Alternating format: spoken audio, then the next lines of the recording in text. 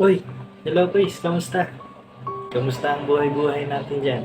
Kamusta ang ating mga damdamin? Kamusta ang ating pakikitungo sa ating mga kapwa? Ikaw ba ay nasa sitwasyon ngayon na may kagalit ka o may taong di mo mapatawad-tawad dahil sa nagawa niya sa'yo? Sinasabi ko sa'yo, kapatid, pag ang Diyos na mismo ang kikilos sa buhay mo, kahit gaano pa katigas ang puso mo, kahit parang bato pa yan katigas, lalambot yan pag si Lord na mismo ang kikilos.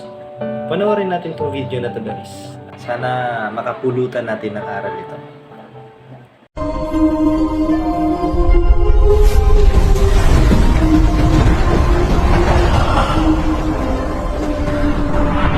I will give you a new heart and put a new spirit in you. I will remove from you your heart of stone and give you a heart of flesh.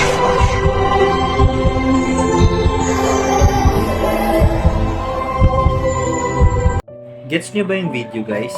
Diba? Parang nakasabi dun sa illustration na video na yun.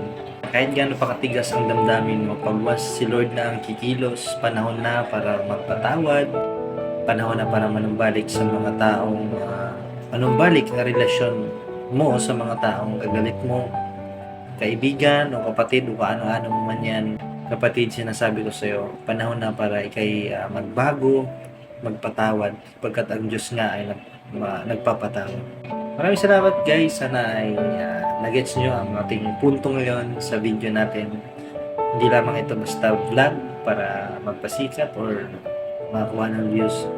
Hopefully nakatulong po ito sa inyo at sana magpatawad na kayo sa mga taong kagalit nyo, sa mga taong may kasalanan sa inyo. God bless mga koys at mag-iingat palagi.